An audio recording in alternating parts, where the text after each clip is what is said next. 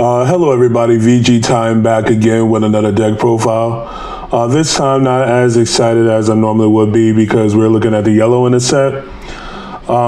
Just a little side tangent, take me about a minute to get through this, but set 10, we had two good yellow decks. We had Gold Tanks, we had Sin Shenron. Sin Shenron, of course, went on to top multiple tournaments, or at least top cut multiple tournaments, and got support for across multiple sets. Gold Tanks was good early on, became like the de facto generic yellow leader, and then kind of just fell off by the wayside. So nobody kind of really cared about it after a while. Set 11 gave us Skillless Gohan, which was meta relevant up to very recently. It also gave us Garlic Jr., but you can't win them all. Set 12 gave us one of my favorite decks, which is Life Frieza. But even though it's one of my favorite decks, I know it's not that great. And then it gave us Whis, which, get into multiple feature match areas, and people experimented with it multiple times. So people seem to like the deck. So when I saw what was going on with this set, where we had Future Gohan and Android 17 and 18, I got super hyped up. I purposely don't look at spoilers too much because I want to be excited when I open packs and see cards. But I got pretty hyped for it. I was like, hey, I love Androids. Everybody been asking for Future Gohan, so they're probably going to be knocking it out the park with it, especially since the only good yellow decks they have is a promo leader that uses everything but what's in the set, and a deck that they gave 3 sets worth of support for that is even now to this day not really topping like that anymore. Then I went through the cards, I play tested the decks, and I realized that both of these decks are a 2-pack of ass. Yeah, I don't know what to say. They're not horrible, but the problem is I expected a lot more. So I chose the lesser of the two evils in my mind, which is the Android leader to go with. I was going to do Future Gohan, but honestly, I'm not going to do it justice. If you want to see a good deck profile for that, go to Adrian over on No Combos, No Counters, No Combos. He did a good deck profile for that. And he's more dedicated to the cause than I am about that leader. So let's get into it. Android 17 and 18. So this leader screams aggro in just about every way. So on swing, his top 5 searches adds 1 to your hand. That is a mono yellow Android. Doesn't have a cost restriction at all. You just add a mono yellow Android to your hand. Then the other auto says that when one of your androids is switched to rest mode by one of your skills, you get to draw 1, untap 1, flip it over, and take life until you have 4. So you're trying to get as many cards as possible, get down to 4 or less as quickly as possible. Then his regular awakening is also at 4 or less, but you get to untap 2. Not sure which one is actually the way to go, because being able to get here really fast is very, very good. But I think there's also something to be said about untap 2 and the aggro deck being amazing. So it kind of depends on what situation you're in, which awakening you should strive to go for. Backside has a permanent that during your opponent's turn, that your Android battle cards get 5k. That's because you have stuff coming in the rest mode and you're resting your own cards. So you want to make sure they don't just get plowed off the table. The +5 is enough to make your opponent have to invest their cards into trying to get rid of it. And that might be enough to make them not attack them. The auto is that you get to swing and draw, or instead of drawing, you get to grab a 1-drop Android from your drop area and put it into play in rest mode. That's significant because, and we'll get into the 1-drop cards, but a couple of them have really cool effects. And then the activate main once per turn is that you get to choose one of your yellow Android battle cards, switch it to rest mode, then choose up to one of your opponent's battle cards in rest mode and negate its skill for the turn. So this doesn't care again about size.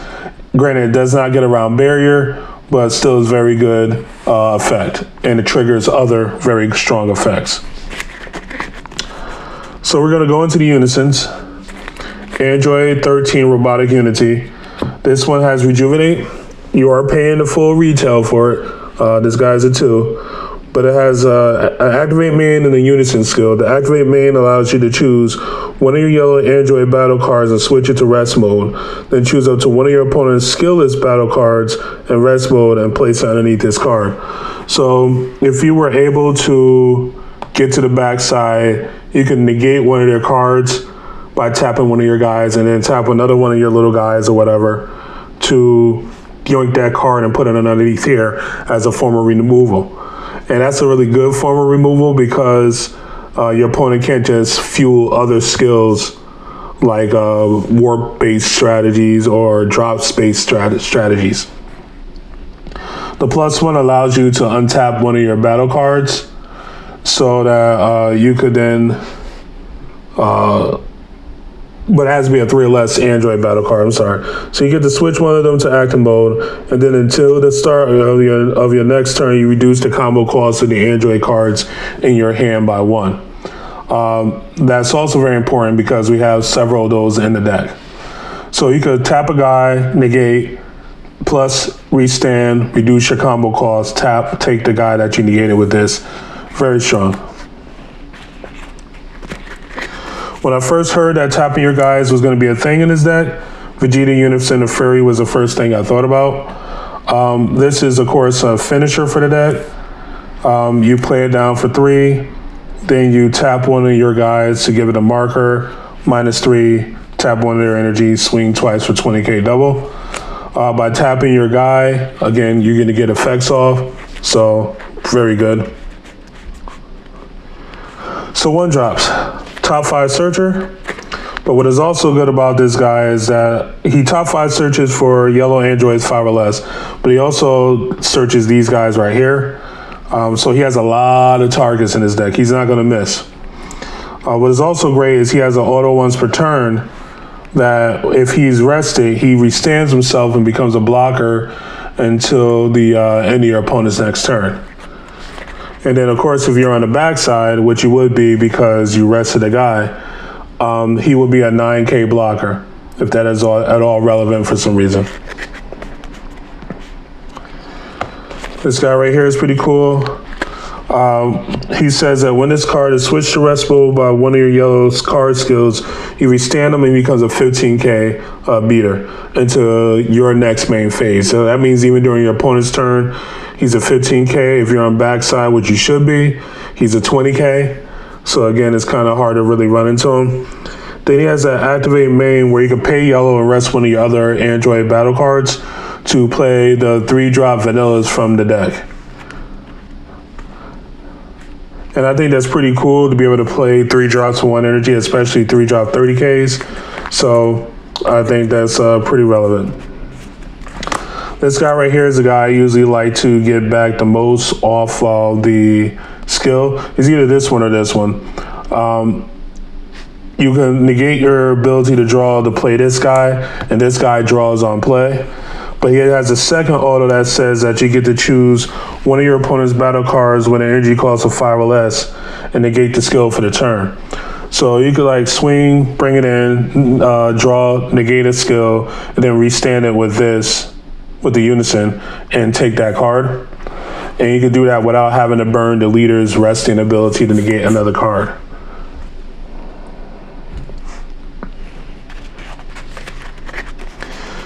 All right, vanillas.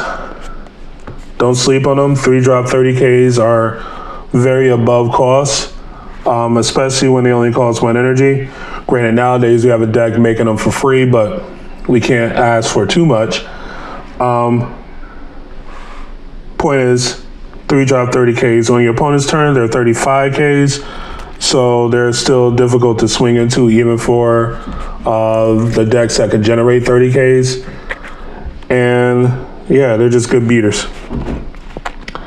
So the reason why we have the reduced cost of comboing is these 3 cards right here. So I'm gonna go, these 2 kind of just do the same thing. When you combo with them, they come into play in rest mode. Then they also have an activate main similar to this guy right here. We could pay yellow, rest one of your other Android battle cards. Except for in the case of these guys, they call their opposite. So if you have an Android 17 out there, you rest the guy, you can play the Android 18 from your hand and similar. And it doesn't have to be this one. It just has to have the original energy cost. So if you have the vanillas in your hand, that would be the way in which you get them out of your hand, because he calls them from the deck. These guys can bring them out the hand. They can also call each other. And then this right here comes into play in active mode, but it's a 210K. So by using this effect, it becomes a 110K. You get this 19K dual attacker with deflect that has 3 different autos. The first one is that if your leader card is yellow, you get to play it, of course. And then the other one is when this card is removed from your battle area by an opponent's skill, choose up to one of your opponent's cards and switch it to rest mode. Very good. And then auto once per turn, choose one of your yellow Android battle cards, switch it to rest mode. When your opponent attacks, choose one of your opponent's battle cards and negate its skill for the turn. So this is amazing on defense. They're coming in with, big double, triple striker, crit guy. Just negate it. Doesn't have any cost restrictions or anything like that. Super combos. We do run a rejuve unison. So we run this guy right here. He's live as soon as this is live. You get to just super combo and put it underneath it at the end of the combo. And you draw a card, of course. And then we run 2 copies of Krillin. Krillin is the put 1 at the bottom, draw 2 when you're at 4 or less, which you should be, because again, the leader is just tanking his life to get there. So it shouldn't be any real issue of getting there. Honestly, you can run 4 to Krillin. I wouldn't look at you cross-eyed for doing so. It actually makes a lot of sense. But I like to experiment with splits on super combos. Ultimate. Cell Xeno. You're spamming out 3 drops. You only need 4 of them to make Cell Xeno live, which shouldn't be that hard to do in this deck.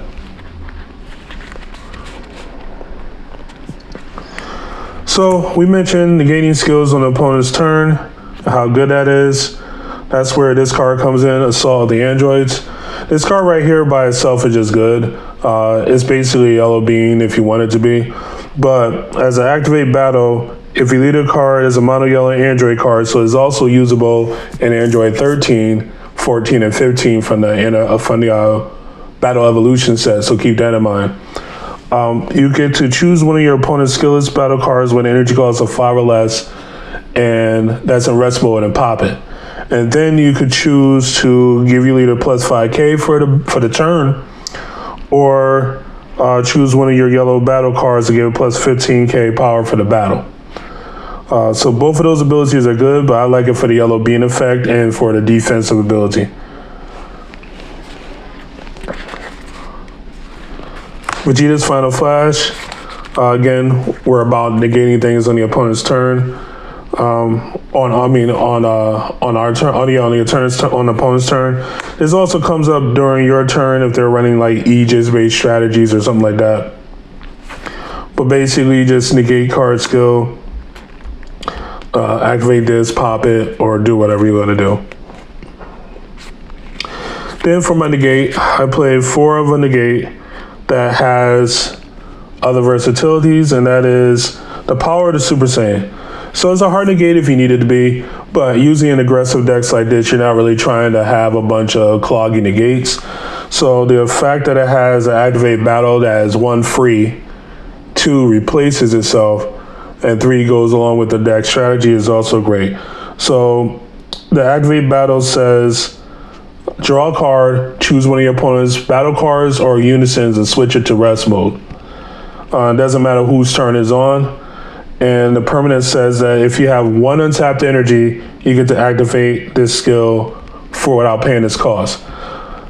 One thing to keep in mind though, you can only activate 1 of these per turn. So just keep that in the back of your noggin. at least as far as the activate battle ability. So you could have to negate one attack and then use the other one to tap down something to draw a card. So this is the deck right here. Fun deck. I think you could bring it to locals and put in a lot of work. Celzino isn't absolutely necessary, but the deck needs as much help as it could get. And that's about it. Hopefully you enjoyed the deck profile. I'll see you next time, and this is VG Time signing out.